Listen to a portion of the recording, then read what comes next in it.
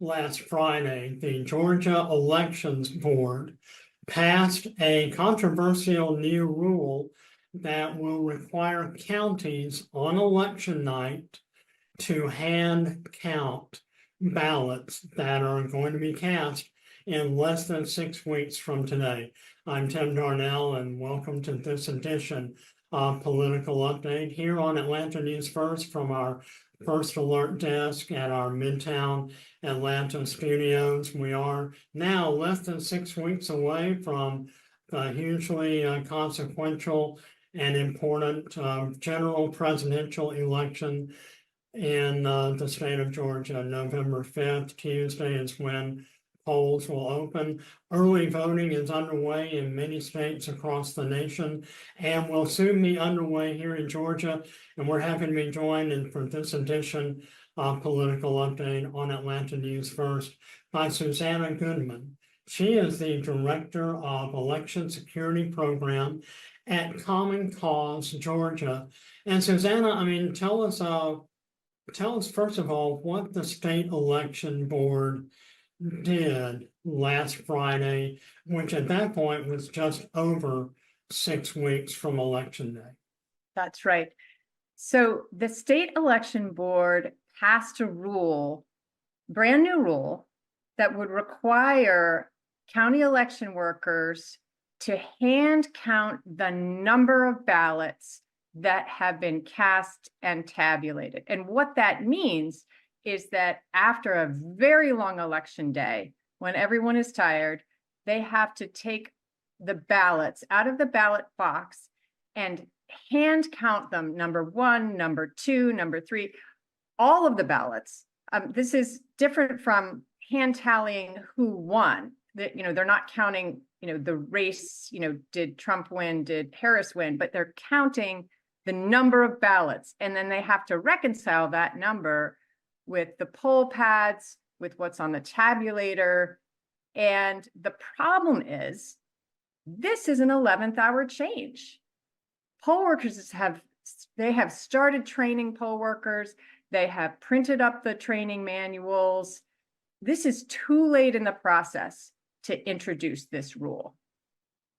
What is the difference between counting the number of ballots compared to counting the number of votes from the candidate? What's the difference? So when we think of a hand count, we're used to thinking of somebody taking the place of a machine and going through the ballots and deciding who won, looking at this number of votes for candidate X and this number of votes for candidate Y.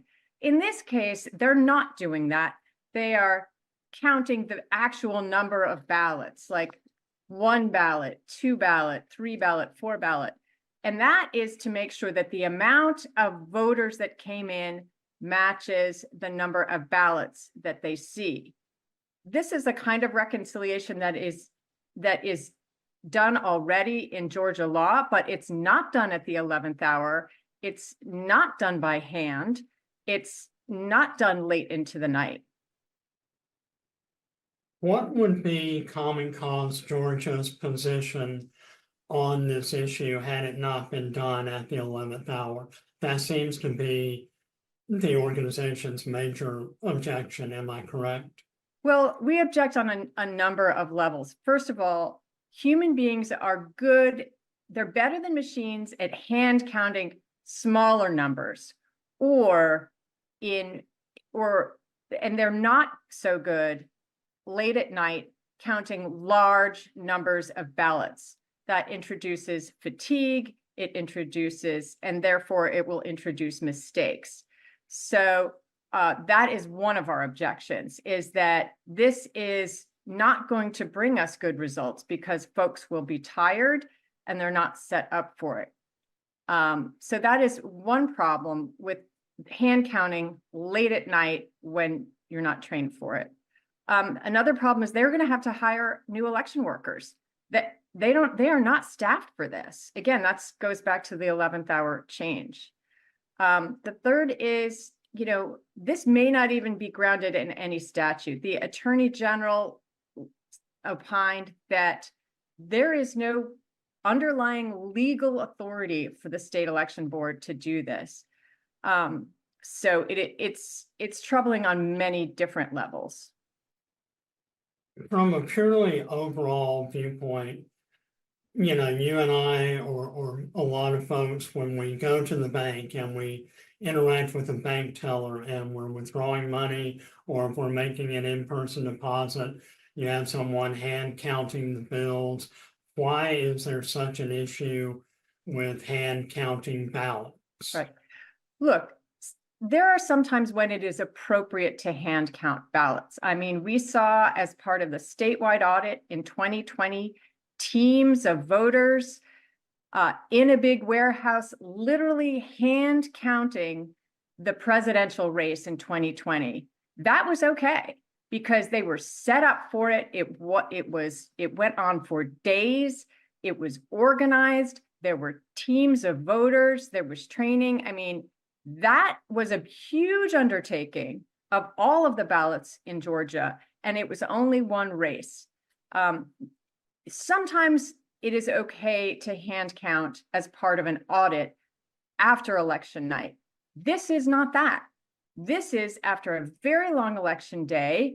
We're getting the preliminary results, and you're introducing this process, which on its face may sound like, oh, that will introduce accuracy. It does the opposite, because folks will make mistakes. They will be unable to reconcile. There have been study after study that shows that hand counting, that humans get tired. They get tired and they make mistakes. And this system is not set up to have it be done in a proper way. Again, from an overall standpoint, you're saying that the county election workers or county election staff is not staffed for this at such a late hour. Can we make the argument that maybe they should have been? No, because that's really unfair. Look, the county election workers are working really hard, and they plan. You have to plan for an election. They planned based on rules that the state election board had already set out. They planned according to rules that were already in the training manuals. They've been planning for this election for years. Okay, at the 11th hour, you introduce a change and you require them to upset all of those plans and do this new thing. They don't have the staffing for it. They don't have the funds for it. And that is the biggest problem with this. As you mentioned earlier, Attorney General Chris Carr did issue a ruling right at the same time that the state election board was meeting last Friday, saying, in effect, these rules that you guys are proposing don't have any regulatory backing. In other words, you're over exceeding your authority. What are the chances that this rule that the state election board passed last Friday actually gets overturned? I don't know who is going to go to court and to challenge this rule, but I believe that if they did challenge it, it could very likely be overturned. If you look at what the Attorney General said in his letter, he pointed to several Georgia laws that this rule very likely goes against. With the election now less than 6 weeks away, let's take a step back. Do you believe that the state election board undertook this late hour change, this 11th hour change, as you said, for political reasons? Or was it out of a motivation to simply add another layer of accuracy to what is going to be a hugely contested, what is already a hugely contested presidential election and will likely just be decided by several thousand votes? Well, I can't speculate as to the motive of those 3 members of the election board that supported this rule. I really don't know what is in their hearts and minds. I can tell you that, again, the people that have to run this election, that have been preparing for it for years and really training for it, see this as a way to upset the whole process and cause chaos. I can tell you that it will cost extra money that they don't have the funds for. I can tell you that this rule is likely not founded in Georgia state law. So given all of those things, I am very concerned about this rule. Do you think that this is going to cause chaos less than 6 weeks from today? I think it's already introduced a lot of uncertainty and a lot of problems. And we will just have to wait to see if it is challenged in court and if it is overturned, or if these election workers are going to be put through unbelievable duress on election night when they're already tasked with a very, very important job, and they get to the polls 5 a.m. in the morning and they're working all day long. And then at the close of polls, you are going to ask them to hand count all of these ballots. This rule is not thought out. It certainly was not written by someone who has ever run an election. Would Common Cause Georgia have any objection or the same strenuous objection that you're voicing if these hand counting of ballots took place the day after? Look, there is a strict chain of custody with the ballots that's already in place. And at this late hour, they need to follow the plans that have been put in place, that they have trained for, that were done in the primaries. There is in statute an allowance for an audit of the ballots, and that is a hand audit. There is nothing wrong with that. That doesn't occur the day after. But again, we saw that in 2020. That was already in the statute. State election workers knew that an audit was coming, and they decided to audit the presidential race, and the entire presidential race was recounted by hand with teams of election officials, many things put in place so that errors would be caught and problems would be handled on the day during this long period in which this audit took place. If you remember, that was just one race. It took place over many, many days. We're wrapping up this edition of Political Update here on Atlanta News First with Susannah Goodman, the Director of Election Security Programs at Common Cause Georgia.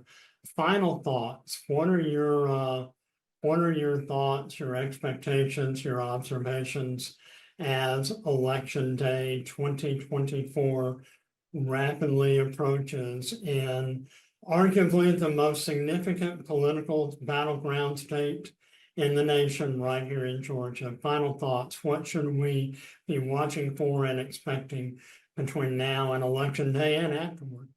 Well, my final thoughts, to be honest, are with the election workers and the people that are tasked with performing. Soon, Georgia is the nation's premier battleground state, and we'll be continuing to follow all of these news and information and results as Election Day 2024 draws near. I'm Tim Darnell. Thanks for watching this edition of Political Update here on Atlanta News First. We stream Political Update every Wednesday at 1:30 p.m. on our YouTube channel, and you can also listen to all of our Political Update as well as all of our other Atlanta News First podcast on your favorite podcasting platform, whether it be Spotify, Apple Music, Amazon, or wherever you get and listen to your podcast. Thanks for watching and for listening.